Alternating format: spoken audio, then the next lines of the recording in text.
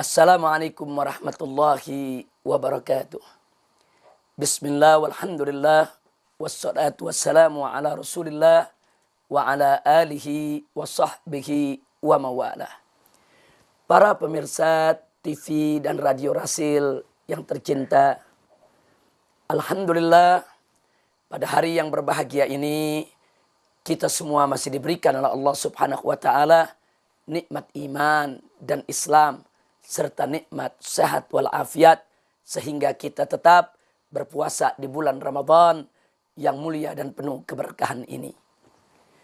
Ibadallah, kita sama memaklumi bahwa di dalam melaksanakan puasa Ramadan, Nabi Muhammad SAW menganjurkan umatnya untuk memulainya dengan memakan sahur di pagi hari menjelang datangnya fajar, menjelang datangnya waktu sholat subuh.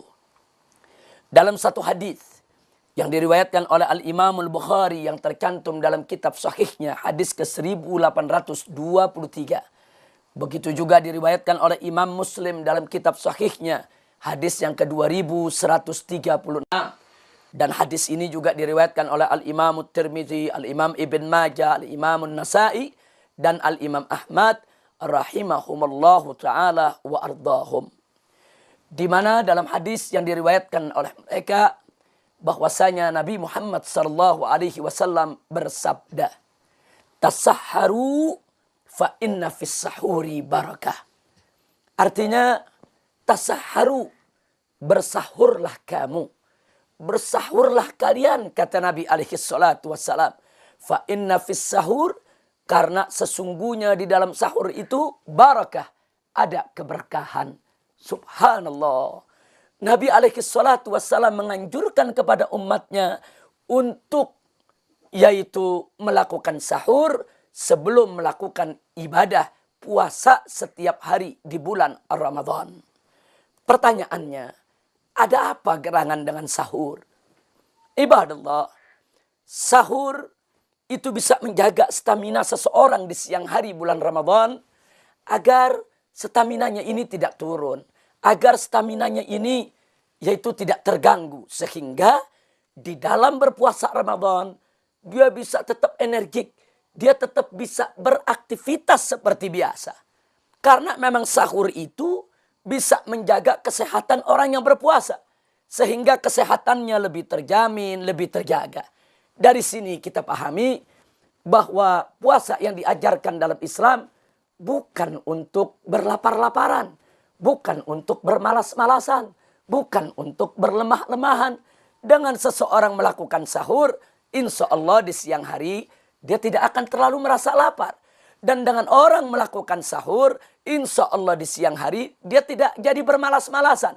Dan dia tidak jadi berlemah-lemahan. Dia tetap energik, dia tetap bisa melakukan aktivitasnya, dia tetap bisa bekerja, dia tetap bisa berkarya, sehingga tidak mengganggu produktivitas daripada umat Islam. Nah, inilah berkah daripada sahur, inilah manfaat daripada sahur. Nah, oleh karenanya, lucu sekali kalau ada seseorang merasa bangga melakukan puasa 1 bulan di bulan Ramadan tanpa melakukan sahur. Berapa banyak di zaman sekarang ini ada remaja-remaja yang terkadang begitu bangga. Oh, saya bisa melakukan puasa 1 bulan penuh tanpa sahur, tanpa makan dulu sebelum memasuki daripada yaitu ibadah puasa setiap harinya. Nah, di sini saya ingatkan, justru seseorang yang tidak sahur bukan seharusnya dia bangga dengan tidak sahurnya. Mestinya dia tidak sahur, dia merasa rugi.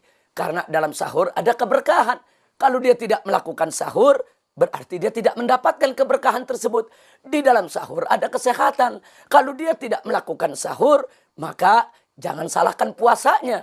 Bila di kemudian hari dia terkena sakit, akibat yaitu dia berpuasa tanpa sahur. Jadi sebetulnya orang yang berpuasa tanpa sahur, dia rugi.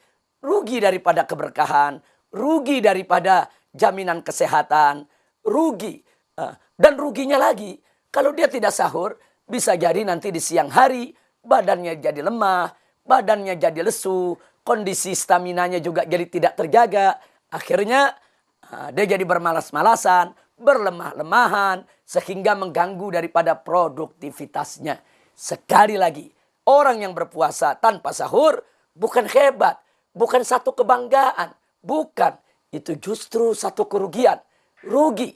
Karena itu, ayo mari melalui TV Rasil ini, kami serukan kepada seluruh umat Islam, yang tua, yang muda, yang perempuan, yang laki-laki, dimanapun Anda berada, jangan tinggalkan sahur. Sahur itu disyariatkan dalam Islam. Sahur itu ada janji keberkahan dari Nabi alaihi salatu wassalam. Sahur itu menjaga stamina tubuh. Sahur itu membuat kita di siang hari tetap energik dalam beraktivitas, sehingga tidak mengurangi daripada produktivitas kita, sehingga kita tetap bisa berkarya.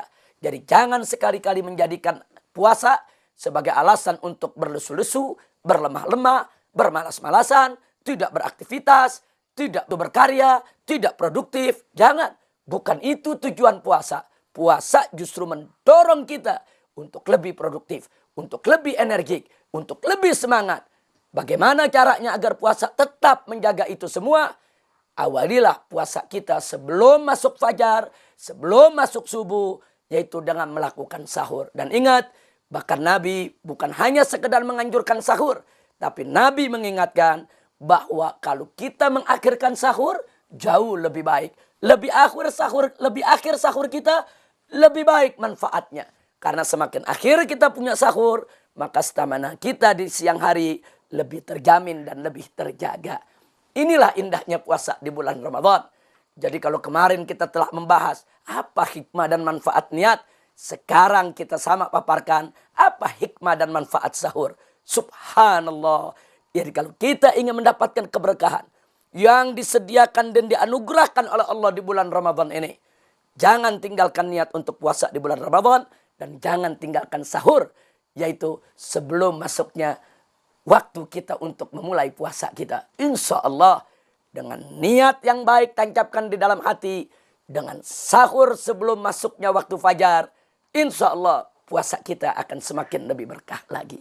Demikianlah para pemirsa, mudah-mudahan pertemuan kita pada sore hari ini akan mendatangkan keberkahan, akan mendatangkan menjadi penyebab turunnya rahmat dan barakah dari Allah Subhanahu wa taala. Dan mari kita jadikan yaitu bulan Ramadan ini sebagai satu momentum untuk kita semua di dalam meraih keberkahan dari Allah sebesar-besarnya, meraih maghfirah dari Allah sebanyak-banyaknya. Mudah-mudahan Allah Subhanahu wa taala senantiasa menyatukan kita dalam iman, dalam Islam, dalam ihsan, dan kelak kita akan dimasukkan ke dalam surganya. Amin ya rabbal alamin. Sekian untuk pertemuan kita kali ini. Sampai jumpa di waktu yang selanjutnya. Hadani Allah wa iyyakum ila siratil mustaqim. Wassalamualaikum warahmatullahi wabarakatuh.